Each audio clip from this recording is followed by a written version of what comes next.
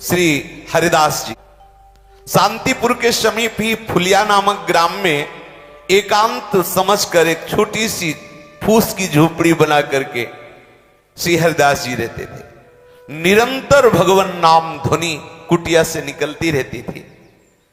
संपूर्ण देश में विधर्मियों का शासन था, बड़ा कठोर शासन उनका। बंगाल में तो विधर्मियों की सत्ता ही थी।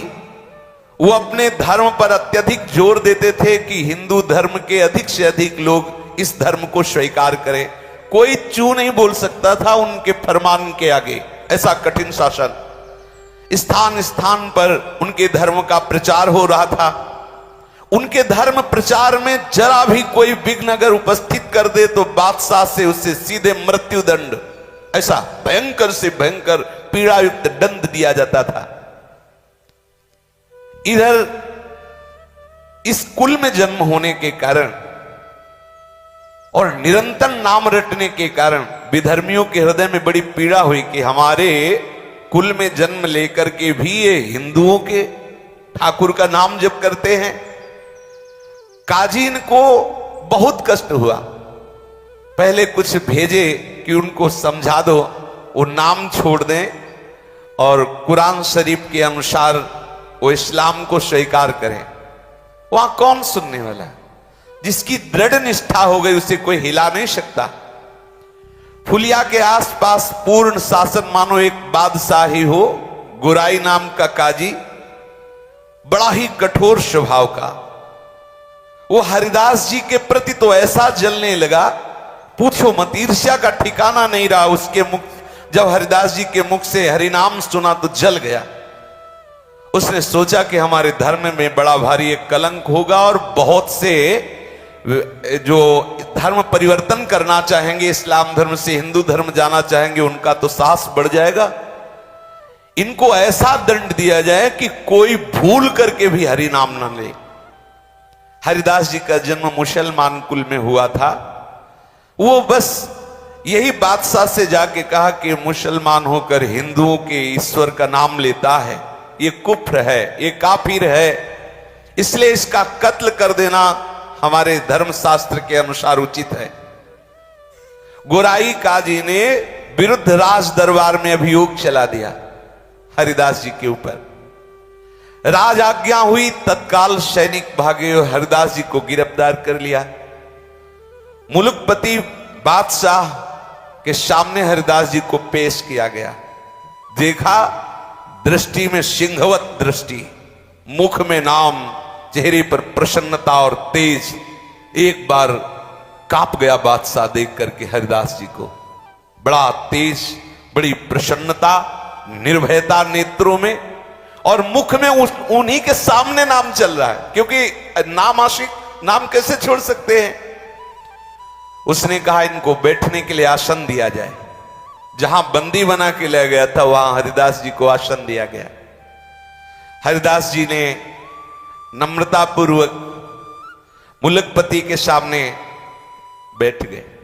उसने दया दर्शाते हुए कहा कि आपको देखकर लगता है कि आपको दंड न दिया जाए, पर आपका जन्म मुसलमान के कुल में हुआ।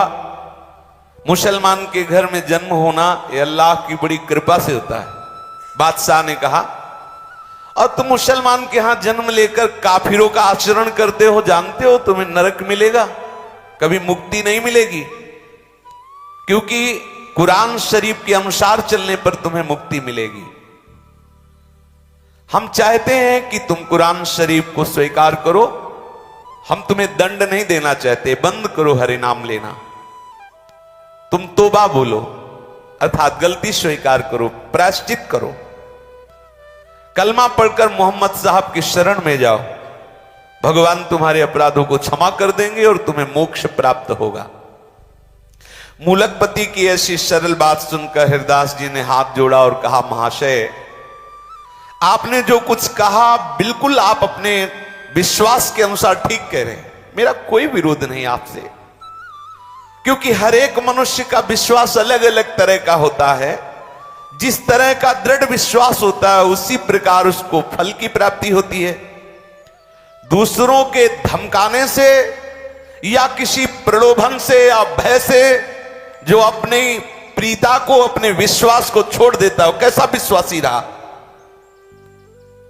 उसे कभी परमात्मा तत्व की प्राप्ति नहीं होती। जो किसी भय से, किसी प्रलोभन से अपनी निष्ठा को छोड़ दे। आपने मुझे मृत्यु दंड का भय दिखाया, मोक्ष का प्रलोभन दिखाया, मैं नाम नहीं छोड़ सकता। यदि मैं नाम छोड़ दूं तुम्हारे कहने से, तब मेरी दुर्गति हो जाएगी। क्योंकि मैं भयवश या प्रलोभनवश नाम को छोड़ दूं तो मैं मान सकता हूं कि मेरी दुर्गति हो जाएगी। ऐसा करने से मैं नरक का भागी बनूंगा। पर मैं भगवान नाम निष्ठ हूं, इसलिए मेरा सर कलम कर दिया जाए तो हंसते हंसते कटवा लेंगे सर, लेकिन नाम नहीं छोड़ेंगे। इनकी ऐसी बात सुनकर के कुछ क्षण के लिए पूरी सभा मौन हो गई। भगवान नाम का प्रभाव, मुलकपति का हृदय पसीज उठा। इनकी वो सरल वाणी, इनका वो तेज, इतना आकर्षण, वो मौन हो गया। फिर थोड़ी देर में बोला कि तुम्हारी बातें हमारी समझ में कुछ कुछ आती हैं, लेकिन ये जितनी बातें तुमने कही ये सब हिंदू फकीरों की है, तुम्हें उचित नहीं है। तुम मुसलमान के कुल में जन्मे हो, तुम्हें मुसलमान के धर्म में ही विश्वास रखना चाहिए। हरिदास जी ने कहा, महाशय बिल्कुल आप ठीक कह रहे हैं। देखो भक्त का हृदय कैसा होता है, मेरा कोई आप पर विरोध का भाव नहीं, किंतु विश्वास तो अपने अधीन की बात नहीं है। पता नहीं हमारे ऊपर कैसे कृपा हो गई कि मुझे भगवान नाम पर विश्वास हो गया है। ऐसा भगवान नाम पर विश्वास नहीं कि किसी के कहने से छूट जाए या किसी भय से छूट जाए। कोई हिंदू ही बना रहे, इस पर आपका कोई जोर, कोई हिंदू मुसलमान बन जाए तो आपका कोई जोर चलेगा। मान लो कोई हिंदू बना है तो आप क्या करोगे? अगर कोई हिंदू मुसलमान बनना चाहता है तो आप उससे सहयोग करेंगे, रोकेंगे नहीं। अगर कोई मुसलमान हिंदू बन जाए तो क्या फर्क पड़ता है? अगर हिंदू मुसलमान बन सकता है तो मुसलमान भी हिंदू बन सकता है। श्री हरिदास जी ने सभा में ऐसा तर्क रखा। कोई हिंदू जब अपना विश्वास छोड़कर मुसलमान होने के लिए आता है तो आपने कभी उसे दंड दिया? आपके भयवश से, आपके समझाने से कोई हिंदू धर्म का त्याग कर जब इस्लाम धर्म को स्वीकार करता है तो आप उसे क्या कभी दंड दिए कि तुझे अपने धर्म में रहना चाहिए? क्यों नहीं? उसे क्यों नहीं आपने शासन के द्वारा मजबूर किया कि वो अपने ही हिंदू धर्म में रहे? जब हिंदुओं को अपना धर्म छोड़कर इस्लाम धर्म में आने के लिए आप स्वतंत्र मानते हैं तो आपको यह भी स्वतंत्रता समझनी चाहिए कि कोई मुसलमान भी हिंदू धर्म को स्वीकार कर सकता है। फिर आप मुझे कलमा पढ़ने के लिए क्यों मजबूर करते हैं? इनकी ये बात सुनते ही न्यायाधीश चुप हो गया, कोई उत्तर नहीं। गोराई काजी ने देखा यहां तो मामला बिल्कुल उल्टा हो रहा, बादशाह चुप हो रहा, फिर क्या होगा? वो जोर से बोला कि ये सब बातें हमें नहीं सुननी, हमें इनकी ये दलीलें सुननी नहीं है, इन्हें दंड देना है। अगर इनके विरुद्ध कोई कार्रवाई नहीं हुई, ये काफिर है, तो आप समझ लो धर्म की बड़ी हानि हो जाएगी। अधर्म करने वालों को दंड देना हमारा कर्तव्य है। इसलिए बादशाह से कहा या तो एक कलमा पढ़ना स्वीकार करें या दंड भोगना, दोनों में एक पसंद कर लें, छूट देते हैं। बेचारा मुलकपति मजबूर था, इस्लाम धर्म के विरुद्ध कुछ कह नहीं सकता था, काजियों के विरुद्ध न्याय करने की उसमें हिम्मत नहीं थी। उसने गोराई काजी की बात का समर्थन करते हुए कहा कि या तो तुम कलमा पढ़ो और या दंड स्वीकार करो। हरिदास जी ने निर्भीक स्वर में कहा, महाशय मुझे जो कहना था मैंने एक बार कह दिया, भारी से भारी दंड भी हंसते हुए स्वीकार करूंगा, लेकिन हरि नाम नहीं छोड़ूंगा। कितनी बड़ी बात! यहां एकांत में बोल लेना अलग बात है, जब सामने दंड दाता विराजमान है, शासनकर्ता विराजमान है, और उस सभा में ऐसा बोलना बहुत बड़ी हिम्मत की बात है। कोई भी दंड मुझे अपने विश्वास और निष्ठा से विचलित नहीं कर सकता, ऐसा ठाकुर हरिदास जी ने कहा। आप दंड की बात कहते हो, मैं भरी सभा में कहता हूं कि तलवार से मेरे अंग के टुकड़े टुकड़े कर दिए जाएं तो भी मेरे मुख से हरिनाम निकलेगा और कुछ नहीं। जब तक शरीर में श्वास लेने की ताकत रहेगी तब तक हरिनाम बोलूंगा, चाहे मेरे शरीर के टुकड़े कर दो इस सभा में, हरिनाम को छोड़ नहीं सकता। वो आपको जो भावे वो सो करो। हरिदास जी के ऐसे निर्भीक उत्तर को सुनकर मुलकपति किंकर तव्य विमूढ़ हो गया। वो कुछ सोच नहीं पा रहा था हरिदास जी को क्या दंड दें। उसने गुराई काजी की तरफ देखा। मुलकपति के भाव को समझकर गुराई काजी ने कहा, हुजूर जरूर दंड देना चाहिए, इसे माफ मत करना। यदि इसे दंड नहीं दिया गया तो मनमानी बहुत लोग करने लगेंगे और इस्लाम धर्म के अस्तित्व का ही भाव संकट में पड़ जाएगा। बादशाह ने कहा, मुझे तो नहीं सूझता कि इन्हें क्या दंड दें, तुम ही निश्चय करो इन्हें क्या दंड दिया जाए। गुराई काजी ने जोर देते हुए कहा, हुजूर ये पहला मामला है, इसे ऐसा दंड देना चाहिए कि समस्त हिंदुओं के कान खड़े हो जाएं। कोई भी हिंदू हमारे इस्लाम धर्म के विरुद्ध आचरण न करे और जो इस्लाम धर्म अर्थात मुसलमान जन है वो भयभीत हो जाए कि कभी हिंदू धर्म को स्वीकार न करें। ऐसा कड़ा दंड दिया जाए, किसी की हिम्मत न पड़े। वैसे तो इसे प्राण दंड ही देना चाहिए, पर सीधे साधे प्राण दंड दे देना ये इसके पापों का प्रायश्चित नहीं होगा। गुराई काजी ने कहा, सोचो नाम जापक के लिए इसकी पीठ पर बेत और कोड़े बरसाते हुए 22 बाजारों में ले जाया जाए और इतना मारा जाए कि कोड़े और बेतों की मार पड़ते पड़ते मर जाए। ऐसा इसे दंड दिया जाए जिससे किसी की हिम्मत नहीं होगी इस्लाम धर्म के विरुद्ध बोलने की। बादशाह ने विवश होकर आज्ञा पाश कर दी। जल्लादों को हुक्म हो गया, कोड़े और बेतों की वर्षा करते हुए 22 बाजारों में हरिदास जी को जान से मार दिया जाए। बांध लिया गया हरिदास जी को, पीठ पर वहीं सामने ही बेत और कोड़े बरसना शुरू हुए। सोचो अब उनके सुकुमार शरीर पर जे भी कोड़ों की आघात जोर से जल्लाद लोग मारते, कोड़ा तो वैसे ही खाल वो कोड़े में लगी हुई चली जाती। घाव हो, उन घावों पर बेत ऊपर से बरसते, कोड़े बरसते। हरिदास जी की शरीर की पूरी खाल उधड़ गई, मांस दिखाई देने लगा, पीठ से रक्त की धारा बहने लगी। निर्दयी जल्लाद उन घावों पर बेत की वर्षा करते। हरिदास जी के मुख से वही हरिनाम, एक क्षण के लिए भी हरिनाम नहीं रुका। कोड़ों और बेतों की वर्षा हो रही है। बाजार में जो भी देखता आंख मूंद लेता, कोई चीख पड़ता, कोई रोने लगता, हाय हाय मच गई। लेकिन बादशाह के हुक्म के आगे किसी का क्या जोर। बहुत से भक्त तो चीख चीख के रोने लगे। वो केवल कृष्ण नाम कीर्तन करते हुए बेत और कोड़ों की मार सह रहे हरिदास जी। एक बार भी न तो जल्लादों की तरफ मुड़ के देखा, न जनता की तरफ, न एक क्षण के लिए भी नाम रुका। हर समय नाम चल रहा है। 22 बाजारों में घुमाया गया, शरीर रक्त से लथपथ है। हरिदास जी के प्राण नहीं निकल रहे। जल्लादों ने आश्चर्य प्रकट किया कि ऐसा कठोर आदमी तो आज तक हमने नहीं देखा। हम लोगों के 10-20 बेत कोड़े पड़ते ही कितने मूर्छित हो गए देखा है, लेकिन 22 बाजारों में कितने असंख्यों बेत और कोड़े पड़ गए, इसके होश जीव कितने बने हुए। ये मरेगा भी कि नहीं? अगर नहीं मरेगा तो बादशाह मुझे मार डालेगा। इसलिए वो जल्लाद कांप रहे कि मरेगा कैसे। हमें लगता है जो नाम उच्चारण कर रहा है इसी का प्रभाव है।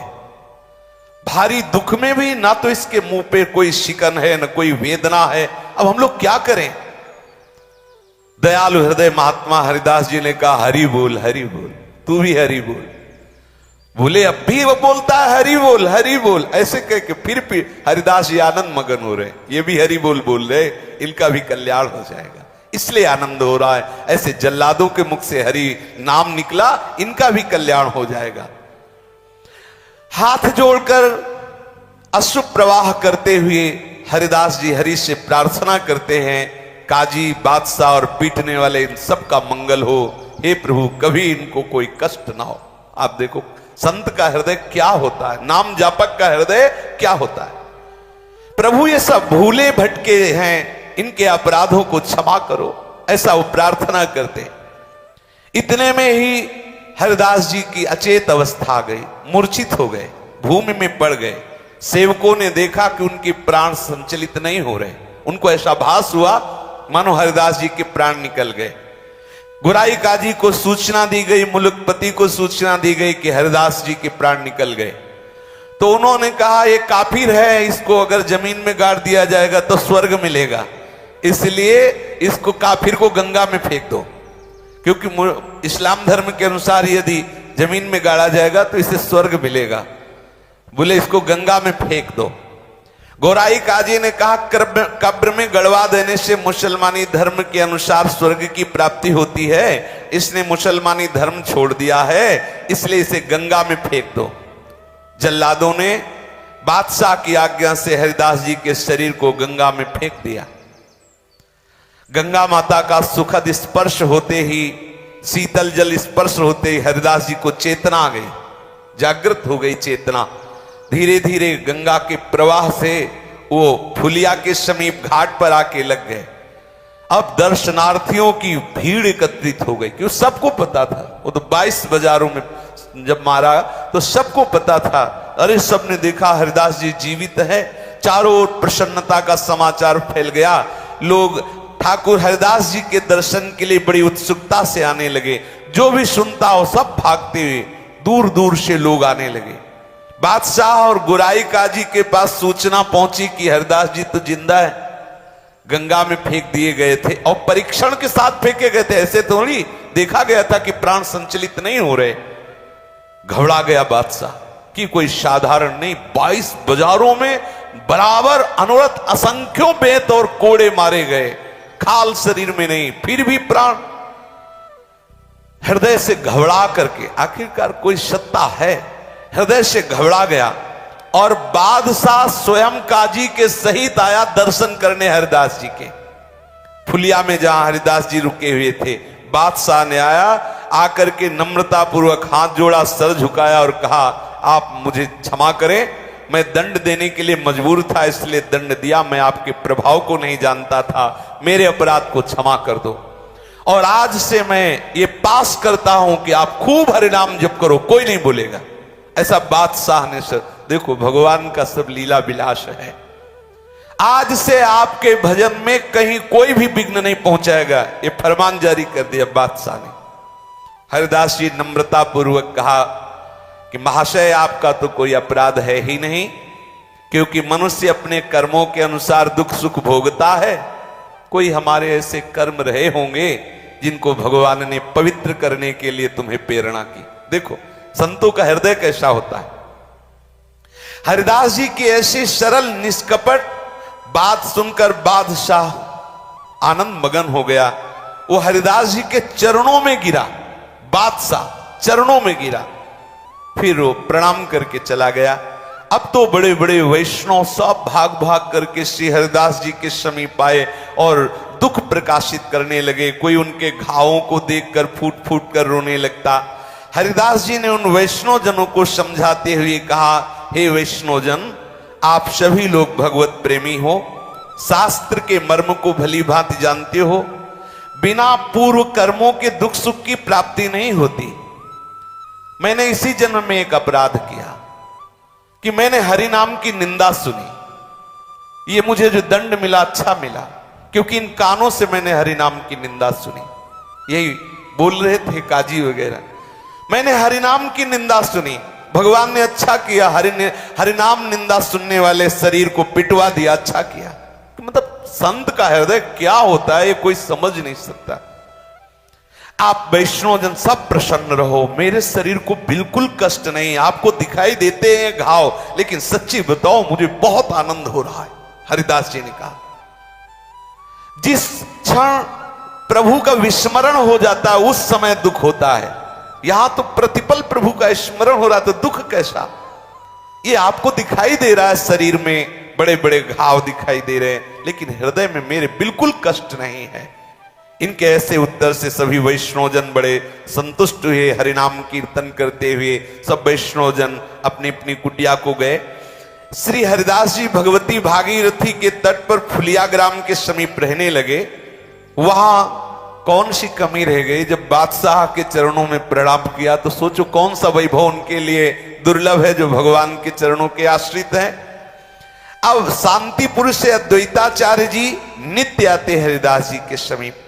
आचार्य ने पुत्र की भांति प्यार करते, अद्वैताचार्य जी पुत्र की तरह प्यार करते हो, ये उन्हें पिता से भी बढ़कर मानते।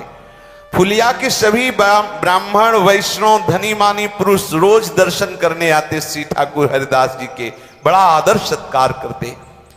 अब आप विचार कीजिए किस कुल में जन्मे, नाम का महत्व देखो। सब ब्राह्मण वैष्णव सब आके प्रणाम करते हैं, सब चरण धूल माथे पे लेते हैं। ये नाम की कितना भयानक दंड दिया गया, क्या बिगाड़ पाया कोई? नाम का प्रभाव देखो। वही बादशाह वही काजी आके चरणों में गिरे। श्री हरिदास जी के मुख से सदा हरिनाम निकलता रहता। निरंतर के कीर्तन के प्रभाव से इनके रोम रोम से हरिनाम की ध्वनि प्रकट होती। अगर कोई हरिदास जी के सामने जरा सी कोई भगवान की बात कर, सुनते ही अशुभ प्रवाह होने लगता, मूर्छित हो जाते, एक साथ शरीर में साफ सात्विक भाव प्रकट हो जाते। एक दिन की बात है, ये अपनी कुटिया से कहीं जा रहे थे तो रास्ते में इन्हें मंजीरा मृदंग की आवाज सुनाई दी। श्री कृष्ण कीर्तन समझकर ये उसी ओर चल पड़े। उस समय एक डंक नाम की जाति के लोग मृदंग मजीरा बजाकर नृत्य किया करते थे और नृत्य के साथ वो हरि लीलाओं का पदों का गायन करते। उस समय कोई डंक नृत्य कर रहा था और हरिदास जी जब पहुंचे तब डंक भगवान की काली दमन की लीला का पद गा रहा था। डंक का स्वर कोमल था, नृत्य में प्रवीण था, गाने का अभ्यास, और बहुत सुंदर भाव से वो ये विलाप करने लगा कि जब लालजी नाग नाथने के लिए काली देह में कूदे तो यशोदा मैया जो विलाप कर रही थी वो। भाई विलाप की बात सुनते ही धड़ाम से गिरे हरिदास जी, साफ सात्विक भाव प्रकट हो गए, अश्रु प्रवाह हुंकार और तड़प रहे हैं जमीन पे। डंक बड़ा सात्विक था, वो महापुरुषों के भावों को जानता था, देख के समझ गए कि ये तो कोई महापुरुष है। तत्काल नृत्य बंद किया, इनके चरणों में लौट गया, थोड़ी थोड़ी धूल उठाई, मस्तक पर धारण किया, स्तुति करने लगा। अब तो बहुत से भक्त हरिदास जी की चरण धूलि ले लेकर अपने माथे पर चढ़ाने लगे, कोई उसे बांधकर रज को घर ले जाने लगे। अहो भाग्य से प्रेमी महाभागवत की चरण रज मिली। वहीं पर एक ब्राह्मण बैठा था, वो देख के जल रहा था कि देखो किस कुल में हरिदास जी जन्मे और सब इनकी चरण धूल ले रहे हैं, मैं मिश्रा जी मेरी कोई बात पूछ नहीं रहा। तो वो थोड़ी देर के बाद वो फिर डंक पद गाने लगा। अब वो ब्राह्मण एकदम जैसे हरिदास जी हुंकार करके गिरे थे वैसे वो भी गिरा। अब जे ही वो गिरा, वो तो पूरा देख ही रहा था कैसे हरिदास जी करे, तो वैसे ही करने लगा। डंक ने जब देखा तो देखते ही समझ गया ये तो नाटक कर रहा है, तो जिस ढोल से डंडा बजा रहा था वही डंडा लेकर ब्राह्मण को पीटने लगा। हरिदास जी की चरण धुल ली और उसके तो डंडा पीटने लगा। अब दो चार डंडे में तो सहने की बात हो, लेकिन जो बराबर पीटता ही जा रहा तो भूत भी भाग जाते हो। तो ब्राह्मण देवता नाटक ही कर रहे थे, उठ के बैठ गए, भागे। लोगों ने कहा उस डंक से कि हरिदास जी ऐसे ही गिरे तो तुम चरण धूल लिए, ब्राह्मण गिरा तो तुमने डंडे से पिटाई की, ऐसा क्या? तो डंक ने कहा हरिदास जी महाभागवत हैं, इनमें वास्तविक सात्विक भाव है, भगवत भाव है। और ये ब्राह्मण दंभ कर रहा था, ये प्रशंसा के लिए नाटक कर रहा था, और ढोंग को ठीक करने के लिए स्तुति पूजा नहीं, उसके लिए तो पिटाई चाहिए। ऐसा बोले मूर्खों के सामने भले ढोंग काम करे, हम लोगों के सामने नहीं, हमारे नेत्रों के सामने हजारों लोग आते जाते हैं, मुझे खूब पहचान है कौन महाभागवत है और कौन पाखंड कर रहा है। हरिदास जी सचमुच महान रत्न है, उनके रहने से भारत देश पवित्र है। आप लोग बड़े भाग्यवान हैं जो ऐसे महापुरुष का दर्शन पा रहे हैं। डंक की बात सुनकर सभी को परम प्रसन्नता हुई और सब लोग हरिदास जी की भूरी भूरी प्रशंसा करने लगे। महात्मा हरिदास जी फुलिया के पास ही पुण्य सलीला मां गंगा के किनारे पर एक गुफा में रहते थे। अब तो हरिदास जी की ख्याति फैल गई थी, बहुत हजारों की भीड़ दर्शन करने आती, नित्य प्रति सैकड़ों लोग गंगा स्नान करने आते। जैसे गंगा जी पे श्रद्धा वैसे ही हरिदास जी पे श्रद्धा, सब आते हरिदास जी को प्रणाम करते, उनकी चरण धूल माथे पे लगाते। अब एक बात थी कि इस गुफा के समीप जो आता बड़ी जोर से खुजली पैदा हो जाती सबके, और सब परेशान हो जाते। हरिदास जी को कभी खुजली नहीं हुई। अब ये बात बहुत जोर से फैल गई तो एक आयुर्वेद के आचार्य वहां आए और उन्होंने कहा कि यहां कोई बहुत बड़ा विषैला सांप रहता है और उस विषैले सांप के प्रभाव से वायुमंडल में जहरीला प्रभाव है, इसीलिए खुजली हो रही है, लोगों को भांति भांति की हानि भी पहुंच सकती है। हरिदास जी से कहा कि आप यहां से चले जाइए, वो विषधर सर्प जो है बहुतों की हानि कर सकता है, क्योंकि बहुत लोग यहां आएंगे दर्शन के लिए, तो किसी न किसी तरह से श्वास प्रश्वास में ऐसी जहरीली वायु जाएगी जिससे किसी की मृत्यु भी हो सकती है। हरिदास जी ने कहा कि भाग तो नहीं सकते यहां से, हम यहां से छोड़ नहीं सकते, क्योंकि यहां भगवती गंगा जी और बहुत सुंदर गुफा है, एकांत है, भजन में अच्छा लगता है। शारीरिक जो कष्ट होगा होना होगा तो हो ही जाएगा, उसके लिए हम स्थान नहीं त्यागेंगे। लेकिन उसने आग्रह किया कि आपकी बात नहीं, केवल बहुत हजारों लोग दर्शन करने आते हैं, हजारों लोगों को कष्ट होगा। तो हरिदास जी ने कहा कि कल तक का समय दीजिए, अगर कल तक सबके सामने सांप यहां से निकल के नहीं चला जाएगा तो हम कुटिया छोड़ देंगे और चले जाएंगे। हरिदास जी कीर्तन में मगन हो गए। बड़ा आश्चर्य, सब लोग हरिदास जी के समीप कीर्तन कर रहे थे, उसी समय देखा कि एक दूर से अंधकार का नाश करते हुए एक प्रकाश पैदा हुआ। सभी भक्त आश्चर्य के साथ देख रहे थे और विचित्र रंग बिरंगा बड़ा भयंकर सर्प फण पहलाए हुए उधर से, वो जो प्रकाश था वो मणिधर सर्प की मणि चमक रही थी, उसके मस्तक की मणि प्रकाश फैला रही थी।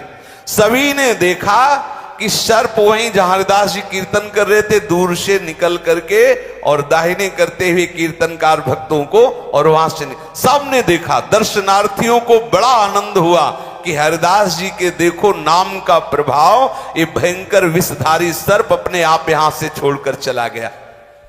श्री हरिदास जी फुलिया में रहते हुए गंगा जी का सेवन करते, अद्वैताचार्य जी का सत्संग करते। उसी सप्तग्राम में हिरण्य और गोवर्धन मजूमदार नाम के दो धनी जमींदार भाई निवास करते थे। उनके कुल पुरोहित परम वैष्णव शास्त्रवेत्ता पंडित बलराम आचार्य थे। आचार्य महाशय वैष्णवों का बड़ा ही आदर सत्कार किया करते थे। अद्वैताचार्य जी से उनकी अत्यंत घनिष्ठता थी। दोनों ही विद्वान थे, कुलीन थे, भगवत भक्त थे और देश काल के मर्मज्ञ, देश काल के मर्म को जानने वाले। हरिदास जी कभी कभी सप्तग्राम में जाकर बलराम आचार्य जी के यहां भी रहते थे। आचार्य इनकी नाम निष्ठा देखकर बहुत प्रभावित थे, बड़े प्रसन्न होते हरिदास जी को देखकर और हृदय से लगा लेते, पुत्र की तरह दुलार करते। गोवर्धन मजूमदार के पुत्र रघुनाथ दास जी अभी बालक थे। वो जब हरिदास जी को नाम जपता देखते तो उनके मन में विकलता हो जाती, मैं कब नाम जप करूं। ये वही रघुनाथ दास जी जिनकी महिमा गाई जाती है, सोवत हु रसना रटे राधा कृष्ण सुना। आचार्य ने मजूमदार की सभा में ले गए। मजूमदार महाशय अपने कुल गुरु के चरणों में अत्यंत श्रद्धा रखते थे, वैष्णव भक्तों का यथेष्ट आदर करते थे। अपने कुल गुरु के साथ हरिदास जी को आया देखकर हिरण्य और गोवर्धन दोनों भाइयों ने आचार्य के सहित हरिदास जी को उठकर अभ्यर्चना की, शिष्टाचार किया और उन्हें बैठने के लिए आसन दिया। हरिदास जी बिना किसी रोक टोक के निरंतर मुख से नाम जपते रहते। सभी लोग देखकर आश्चर्यचकित, इनको किसी के प्रणाम नमस्कार से कोई मतलब नहीं। ये नाम कितने नामनिष्ठ महाभागवत है, सब देखकर आश्चर्यचकित होते। निरंतर नाम चल रहा है। इनके निरंतर नाम जप को देखकर कोई ऐसा नहीं होता जो एकदम आसक्त ना हो जाए। ये देखो, नाम जापक में एक विशेष आकर्षण होता है। बहुत से पंडित लोग भी वहां बैठे हुए थे। भगवान नाम जप का प्रसंग आने पर पंडितों ने नम्रता पूर्वक पूछा कि भगवान नाम जप का अंतिम फल क्या है, इससे किस प्रकार के सुख की प्राप्ति होती है? क्या हरिनाम जप से सभी दुखों का नाश हो जाएगा?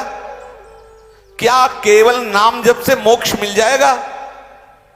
हरिदास जी ने उस सभा के पंडितों से हाथ जोड़ करके कहा, महानुभावों, मैं तो बहुत नीच हूं, आप तो ब्राह्मण देवता हैं, बड़े शास्त्रज्ञ हैं, धर्म के मर्म को भली भांति जानने वाले हैं, वैष्णव ग्रंथों का, शास्त्रों का स्वाध्याय किया है, मैं आपके सामने क्या बोलूं?